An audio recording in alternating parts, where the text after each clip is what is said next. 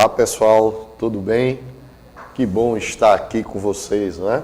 Meu nome é Manuel Tadeu, para quem não me conhece, eu sou professor de Direito Constitucional e hoje a gente começa uma nova etapa, um novo projeto na nossa vida, que são as chamadas videoaulas.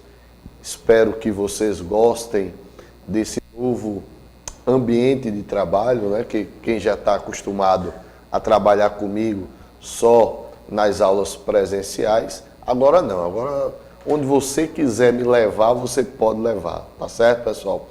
Então, o bom dessas videoaulas é justamente isso, não é? Que o concurseiro mesmo, ele estuda em qualquer lugar, ele estuda aonde ele estiver.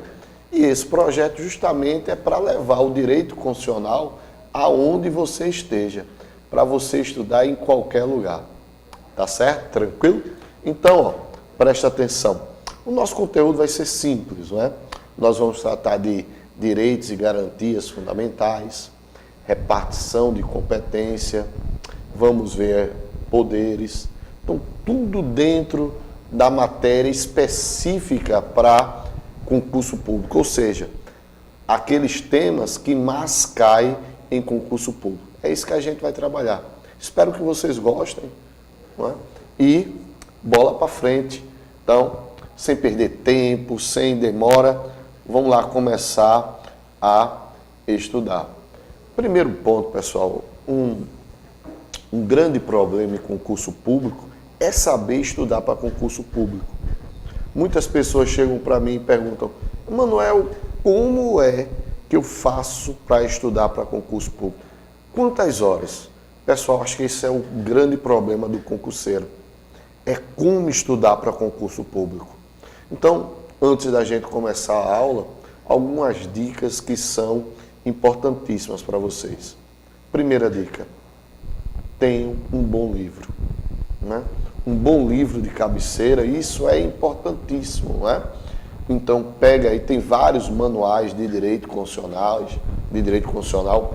Marcelo Alexandrino, Pedro Lenza, Natália Masson, Marcelo Novelino. Então esse é o primeiro ponto, é você ter um bom manual de direito constitucional. Segundo, pessoal, é impossível, é inadmissível um concurseiro não ter um vademecum. Então, tem que também aí comprar, adquirir um bom vademecum. Aí pode ser qualquer um. Então, o que vocês vão fazer? A ideia é o seguinte: primeiro, com o vademecum, lê a lei. Decorar, eu digo decorar, mas é isso mesmo, é decorar vírgula por vírgula, porque tem bancas como a VUNESP, como a FCC, que são muito de letra de lei. Então, você tem que ter letra de lei. Então, é estudar. Primeiro, estudar a letra da lei. Segundo, é justamente a doutrina, né? Estudar a doutrina. E o terceiro são aqueles recursos que você dispõe. Entre eles, esse daqui, essas aulas online. Quarto, fazer exercícios. Então, lendo letra de lei, doutrina, assistindo às videoaulas e fazendo exercício, eu tenho certeza que você vai atingir o teu objetivo, que é passar no concurso público. Tá certo? Então, vamos lá, vamos começar a estudar. Pessoal, o primeiro ponto da nossa aula, que sempre cai em concurso público, seja da área do Poder Judiciário, tribunais, seja na área de polícia, são os chamados direitos e garantias fundamentais. Agora, o que é importante? Qual a primeira pergunta que se vem lá logo na prova? Ora, direitos e garantias são expressões sinônimas? Bem, primeira resposta, né? Vamos lá aqui, ó, me desculpe que eu estou aprendendo, mexendo nesse treco aqui, não é? Mas veja, direitos e garantias, a primeira resposta: elas não são expressões sinônimas. Direitos e garantias são expressões distintas. O que são direitos? Direitos são normas que declaram bens. O que são normas que declaram bens? Eu posso dizer que direitos são normas declaratórias. Por que são normas declaratórias? Porque são normas que estão previstas no texto constitucional. Então, direitos são normas declaratórias que estão previstas no texto constitucional. Emanuel, me dá um exemplo aí. Vou dar assim. Você só diz que tem a liberdade de expressão, a liberdade de falar, a liberdade de gesticular, a liberdade de escrever, porque essa liberdade está prevista.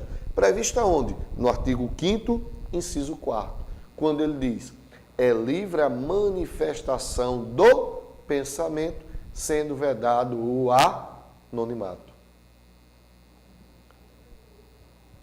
Então, essa norma do inciso 4º está declarada no texto constitucional.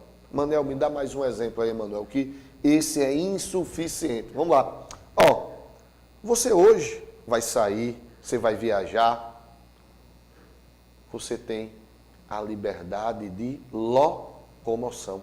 Então, quando você diz para um amigo seu, eu tenho o direito de ir e vir, é porque está referindo essa liberdade de locomoção. E essa liberdade de locomoção, ela está prevista no artigo 5º, inciso 15, quando diz lá, é livre a locomoção em todo o território nacional. Então, essa tua liberdade de locomoção, esse teu direito de se deslocar, está previsto no artigo 5º, inciso 15. Manuel, ainda é suficiente. Me dá só mais um exemplozinho. Vou sim. Ó, preste atenção. Você pode dizer que é católico.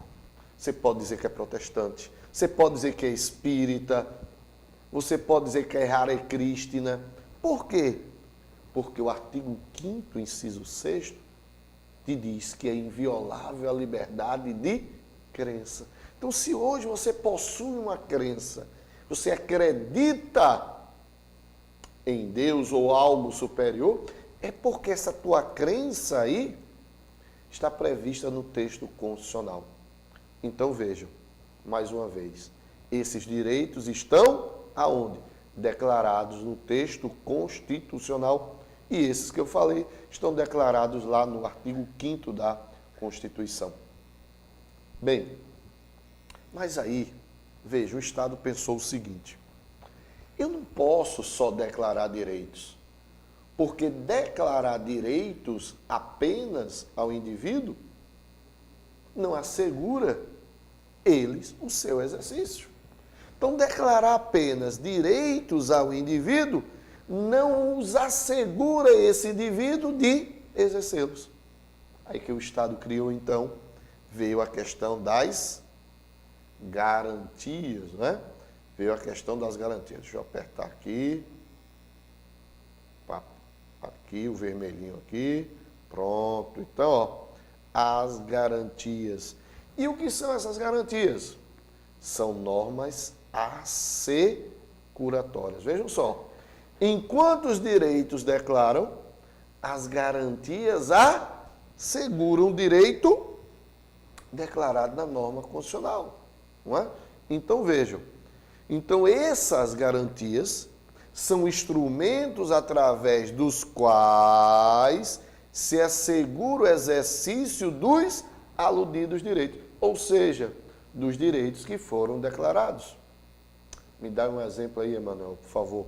Dou sim. Ó, preste atenção. Veja, quando eu falei que você possui liberdade de locomoção, se hoje essa tua liberdade de locomoção sofrer uma ameaça ou uma violência por ilegalidade ou abuso de poder, qual é a garantia que você tem para continuar a exercê-la? Você vai ter um remédio constitucional chamado de habeas corpus. Quer outra garantia? Vejam, quando você diz que, quando eu disse para vocês que é inviolável a liberdade de crença, No próprio inciso 6º, a segunda parte do inciso, diz lá que o Estado deverá garantir a proteção aos locais de culto e às suas liturgias. Quando eu falei que você tem um direito da liberdade de expressão, o Estado assegura a qualquer indivíduo que foi ofendido por quem utilizou essa liberdade de expressão de forma ilícita, ele assegura o direito de resposta proporcional ao agravo. Assegura também uma indenização contra quem te ofendeu. Então vejam, pessoal, o que a gente pode já concluir desse primeiro momento quando falamos em direitos e garantias? Primeira conclusão básica: para cada direito consiste uma garantia. Então, para cada direito que o Estado me concede, o Estado também tem que garantir o exercício desse direito. Tranquilo? E qual é outro ponto que a gente tem que observar aí? Preste atenção, ó. Cuidado. Cuidado, por que cuidado? Porque alguns autores, eles fazem uma grande confusão. Sabe o que eles dizem? Que os remédios constitucionais são garantias apenas. Que as garantias estão expressas nos remédios constitucionais. Cuidado. Lerdo engano. Preste atenção. As garantias, elas são o gênero. E os remédios constitucionais são as espécies. Então você tem as garantias como gênero e os remédios constitucionais como espécies. Emanuel, eu quero que você me dê um exemplo disso aí que tu estás falando aí. Que os remédios constitucionais são espécies. Veja, eu posso ter a garantia de duas formas. Eu posso ter a garantia definida constitucionalmente. Como assim? Está lá, o habeas corpus. O habeas corpus tem um inciso, que é o inciso 68, que é específico para o habeas corpus. Então, quando eu quiser falar, quando eu quiser estudar, quando eu quiser ler sobre remédio constitucional habeas corpus, eu vou lá no artigo 5º, inciso 68. Essa garantia já está definida constitucionalmente, não é? Mas existem outras garantias que estão na próprio dispositivo. Vejam, o que seria isso? A própria Constituição, no mesmo dispositivo, consagra um direito e no mesmo dispositivo ela consagra uma garantia. Então essa garantia não está isolada em um dispositivo como o habeas corpus, como habeas data, como mandado de segurança, não. Essa garantia está no mesmo dispositivo do direito. Um bom exemplo, sabe qual é? É esse aqui, ó. O artigo 5º, inciso 6º. Veja que, no primeiro momento, quando ele diz é inviolável a liberdade de consciência e de crença, ele está consagrando o direito. Que direito é esse? O direito da liberdade religiosa. E no mesmo inciso, na segunda parte, está a garantia. Aonde? Quando ele diz, ó, a proteção aos locais de culto e às suas liturgias.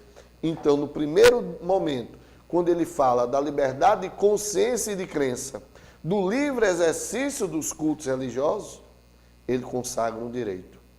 Na segunda parte, quando ele fala a proteção aos locais de culto e as suas liturgias, ele consagra uma garantia. Então, meus queridos, o que a gente pode concluir a partir disso?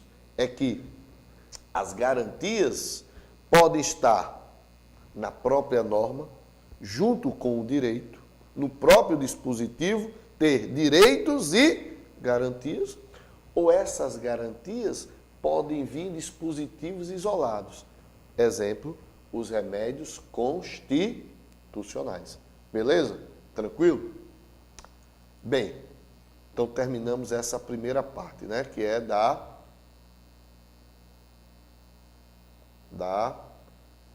deixa eu pegar aqui a borrachinha. E vamos para o segundo ponto importantíssimo que cai em concurso público. Não dá para você estudar, por exemplo, o artigo 5º sem saber as características dos direitos fundamentais. É imprescindível. Não é? E hoje está despencando em concurso público. Característica dos direitos fundamentais é assunto que despenca em concurso público. Então a gente tem que trabalhar esse ponto de características dos direitos fundamentais.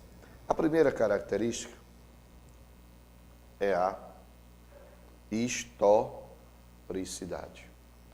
Pessoal, teu professor de matemática, exemplo, Paulo Valença, não é?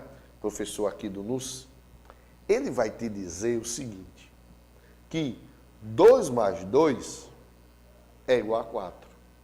E Paulo Valença, olha que Paulo Valença tem uns 70 a 80 anos, viu? Não é? Veja só, e Paulo Valença vai te disse isso há 10 anos atrás, há 20 anos atrás, há 50 anos atrás, há 60 anos atrás, que ele já ensinava, não é? Já ensinava. E ele sempre disse para você, esse tempo todinho, 2 mais 2 é igual a 4. Por quê? Porque a matemática é uma ciência exata. É uma ciência que não se modifica. Então, se ele também te disser daqui a 10 anos, 2 mais 2 vai ser igual a 4. Já o direito não, pessoal. O direito, ele está em constante movimento. Né? O direito, ele está em constante movimentação. Ele é mutável. Ele se amolda com os indivíduos, nas suas relações sociais. O indivíduo enquanto homem social, o indivíduo inserido na sociedade. Por isso, a primeira característica que a gente vai trabalhar é a historicidade. Então, o que diz essa característica? Os direitos nascem e se modificam de acordo com o tempo e a sociedade. Direito em transformação. Então, presta atenção aqui. Vejam, para exemplificar, então vejam pessoal, um bom exemplo que a gente pode dar sobre essa mutação do direito, essa característica da historicidade, é a lei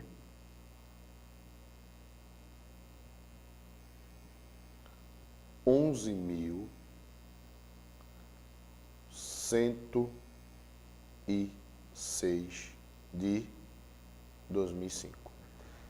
Por que eu estou falando dessa lei 11.106 de 2005?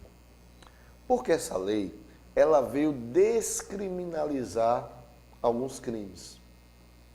Por exemplo, adultério. O adultério, em 2005, ele deixa de ser crime. Então, a partir de 2005, o adultério não é mais crime. Não é? Então, o adultério não é mais crime a partir de 2005. Deixa eu voltar aqui para...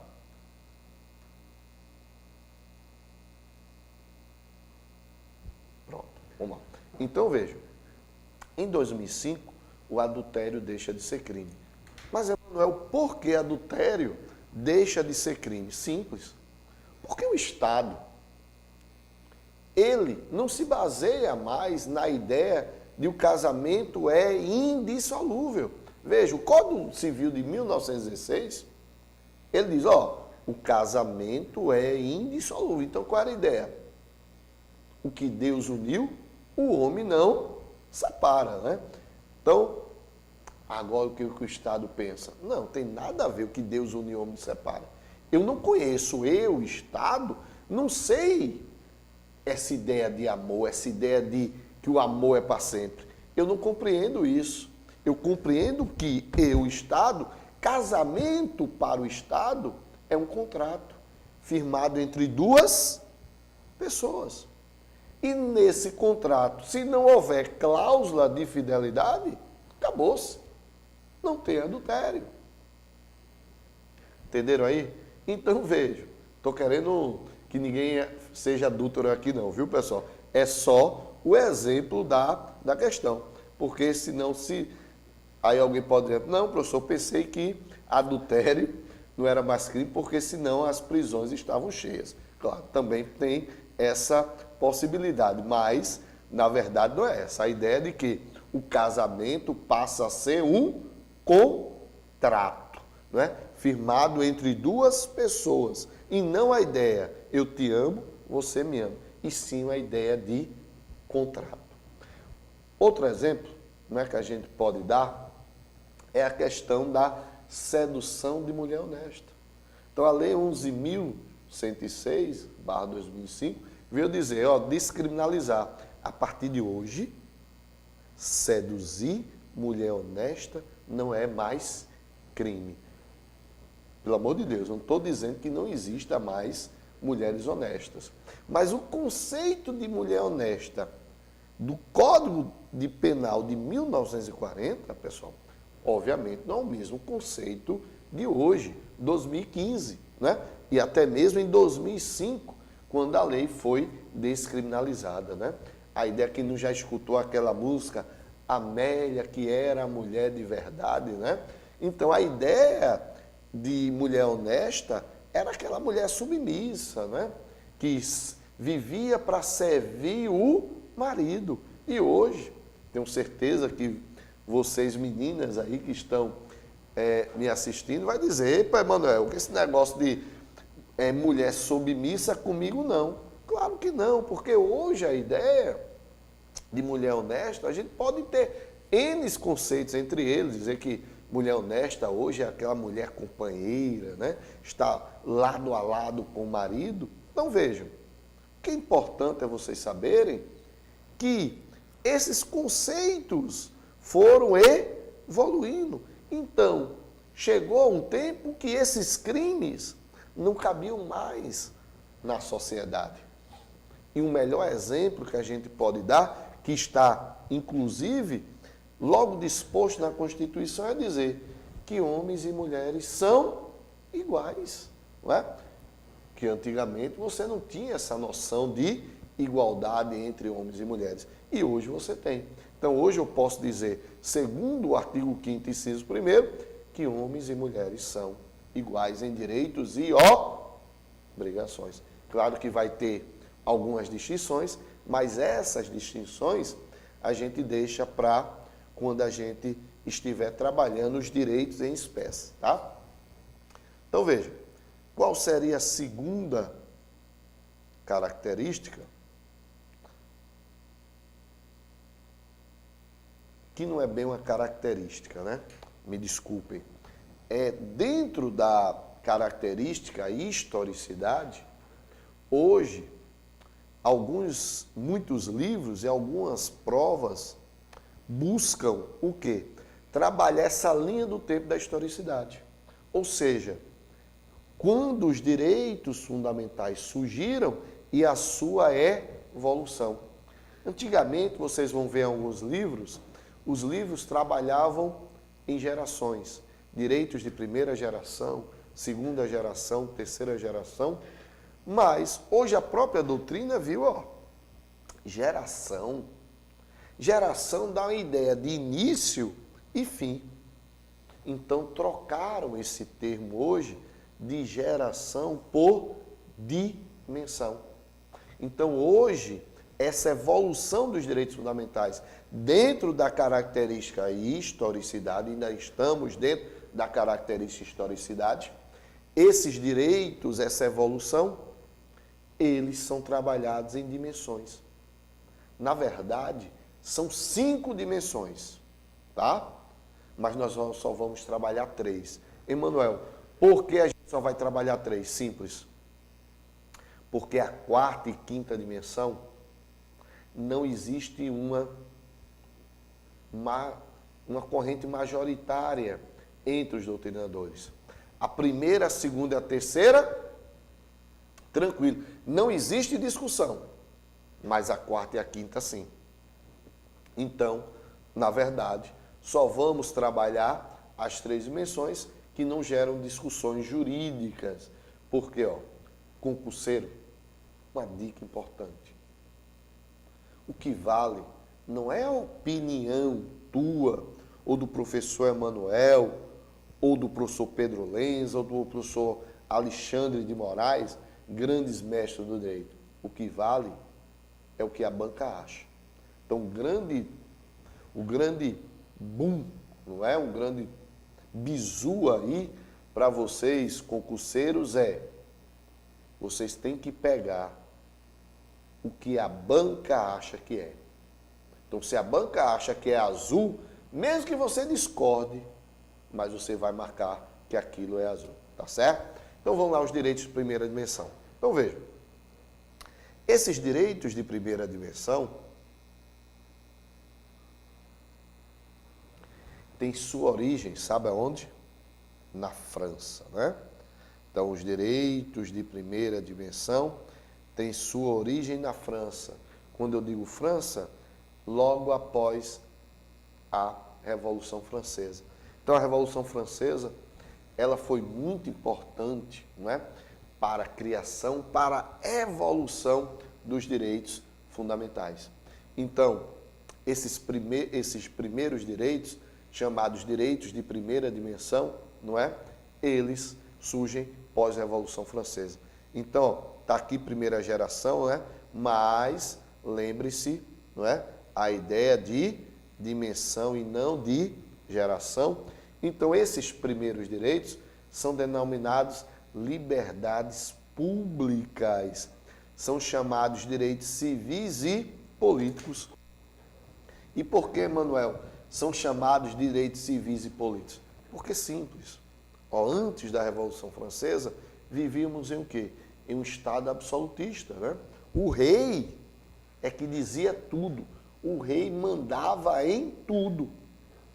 Com a Revolução Francesa, os indivíduos, os cidadãos, passam a ter direitos civis e direitos políticos.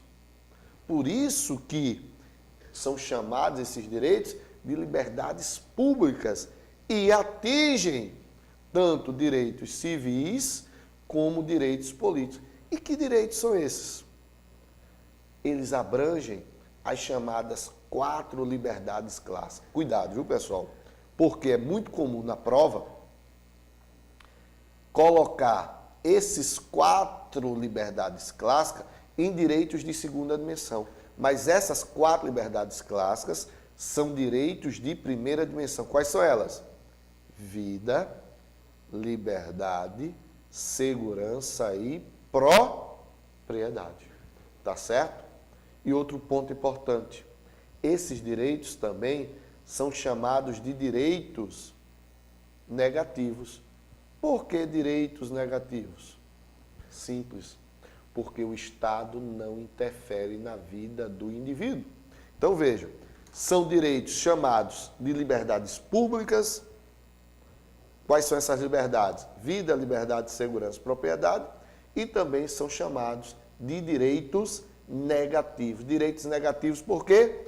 Porque não existe a interferência do Estado na vida do indivíduo.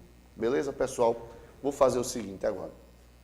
Vou dar uma paradinha, tomar um cafezinho e depois a gente volta para a gente dar a continuidade nas características dos direitos fundamentais. Beleza? Até mais.